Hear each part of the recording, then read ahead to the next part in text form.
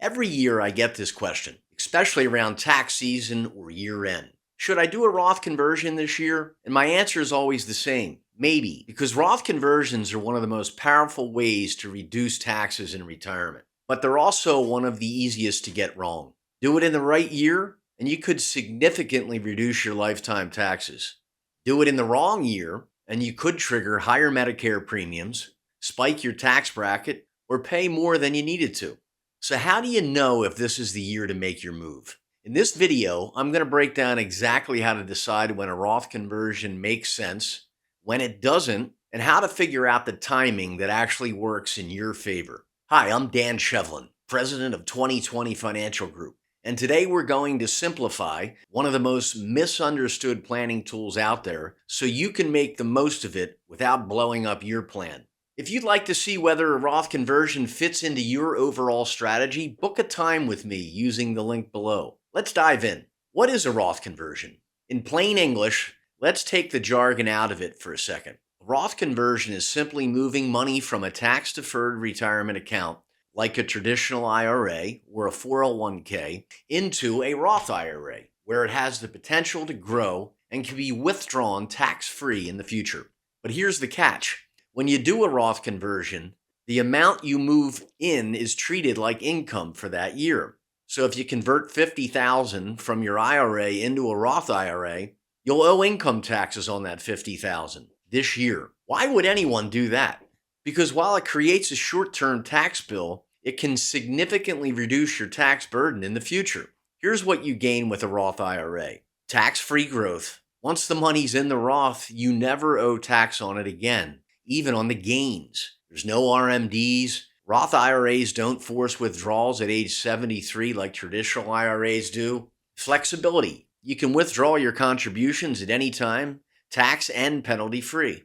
Better legacy planning. Roths are one of the most tax efficient assets to pass to your kids. In short, you're paying a known tax bill now in exchange for long-term tax freedom later. It's not all or nothing. This is where people get tripped up. They think they need to convert their entire IRA balance at once. You don't. You can convert it in chunks over several years based on your income, your tax bracket, and how much room you have before bumping into the next bracket or Medicare thresholds.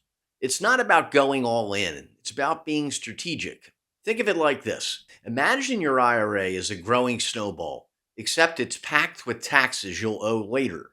A Roth conversion lets you chip away at that tax snowball on your terms before it rolls downhill and turns into RMDs and Medicare surcharges in your 70s.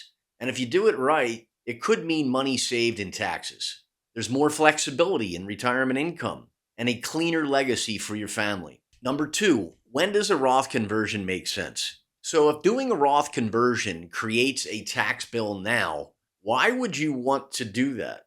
It's simple. Because it can help you avoid a bigger tax bill later. The key is timing. The ideal window for most people, for many retirees, there's a short sweet spot between the year you stop working and the year that you start taking required minimum distributions. That 5 to 10 year window can be the perfect opportunity to shift money into a Roth at lower tax rates. Why? Because you're no longer earning a full income. You haven't started Social Security yet. You have maximum control over what your taxable income is each year.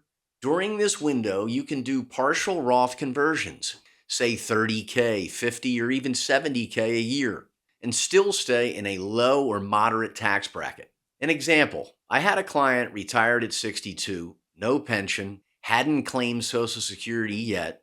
Her income that year was practically zero. But she had $1.2 million in IRAs.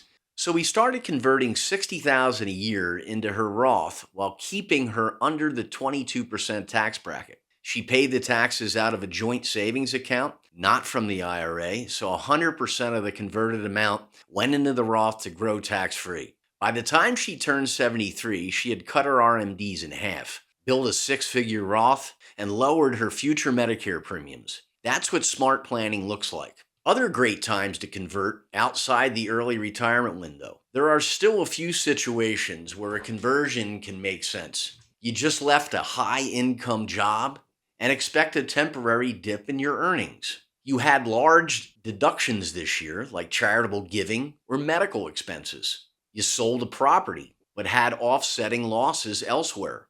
You're trying to pass on wealth to kids in higher tax brackets. You're looking to reduce future estate taxes or income exposure for beneficiaries. Rule of thumb, if your tax bracket this year is lower than what you expect later in life, it's probably worth running the numbers on a Roth conversion. You're not trying to avoid taxes, you're just trying to pay them at the right time. Number 3, when a Roth conversion could hurt you. Now let's flip the coin, because while Roth conversions can be a great tool when done right, doing them at the wrong time can actually backfire. And I've seen this happen. Common situations where a conversion might not make sense. Here are a few red flags that should make you pause. You're already in a high tax bracket. If you're in the 32%, 35, or 37% bracket, converting more could just pile taxes on top of taxes. That's not tax planning, that's tax pain. You don't have the cash to pay the tax. Paying the tax bill from the IRA itself, that reduces the amount going into the Roth, and for folks under 59 and a half, it could trigger penalties. Roth conversions work best when you can pay the tax with outside cash. You're close to or already taking RMDs.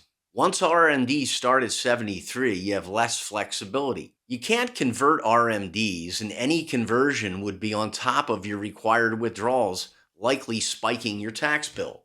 The hidden tripwires. Even people in modest tax brackets can get tripped up if they don't account for things like IRMAA surcharges. Extra Medicare premiums kick in at certain income levels. Social Security taxability. A conversion can nudge you into a higher capital gains tax rate. Loss of tax credits. If you're under 65 and using ACA subsidies, a conversion could disqualify you. Here's a real-world example when it went sideways. I had someone come in after converting $100,000 in one shot. No prior planning.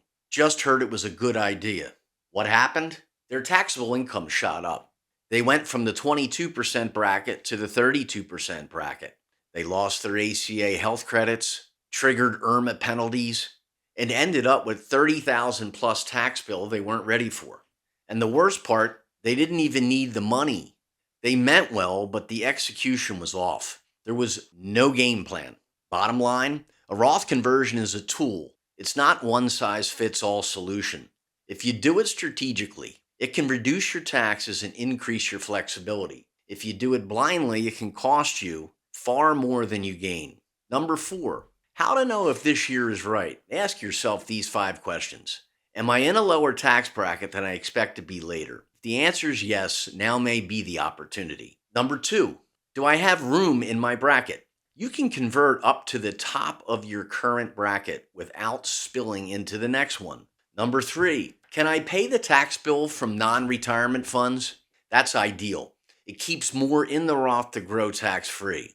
And number 4, am I under age 73 before RMDs start and have the most flexibility? Number 5, do I want to leave tax-free dollars to my family? Roth IRAs don't have RMDs, and inherited Roths are still one of the most tax-efficient legacies you can pass on. Click the link below to book a strategy call with me. We'll look at your income and tax picture, your IRAs and your Roth IRA balances, and whether a conversion this year could reduce your future tax bill. And if this helped you understand the timing and trade-offs, be sure to like, subscribe, and leave a comment below with your top Roth conversion question.